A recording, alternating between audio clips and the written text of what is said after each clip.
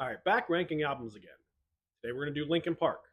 As always, if there's anything you want to hear me rank, put it down in the comments. I will get to it. I do listen to everything that I rank, so it takes me a little bit.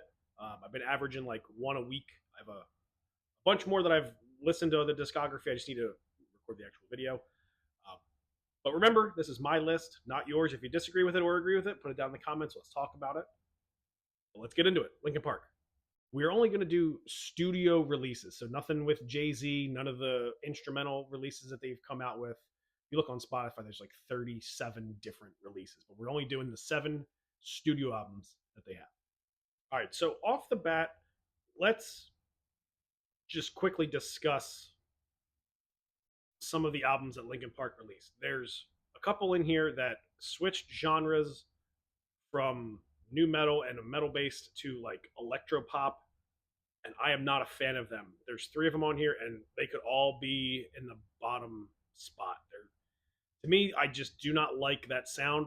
If you like that sound, they're probably good for you, but I do not like that sound. A Thousand Suns, the redeeming qualities are Chester's vocals are fantastic. There's no guitar, which is I, as a guitar player and a musician that loves guitar and guitar based music, I can't get past it. This was a tough listen for me, and it sucks because I like some of Linkin Park stuff, but this is not it. Next, 2017's One More Light. This is the most recent album that they came out with before Chester passed.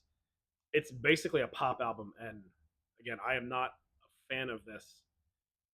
The title track, One More Light, is basically like a piano piece, a key piece, and it's a vessel for Chester's vocals, which again they are fantastic. But the rest of the songwriting, I am not a fan of it.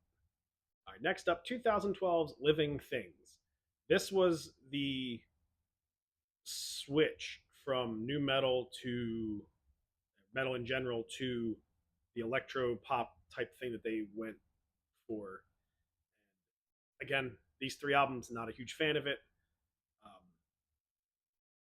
the Victimize is a decent song. It's got some guitar in it. This kind of mixed a little bit of the metal and the electro pop. It was kind of like both, but overall not a fan.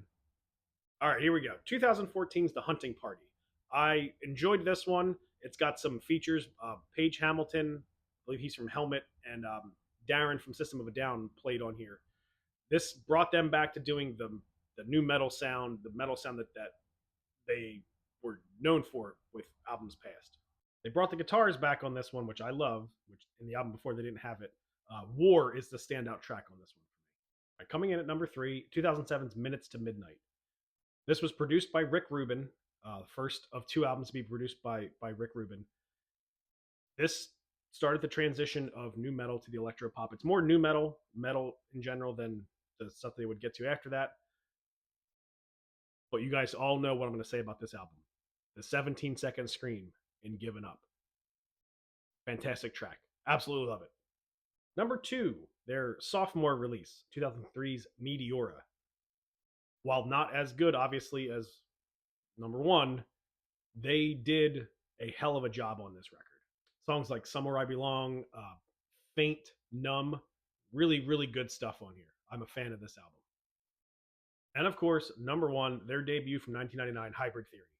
This is like a greatest hits album. This is banger after banger after banger. This starts off with Paper Cut, and from there it just mows you over. The first single was One Step Closer. That's the second track.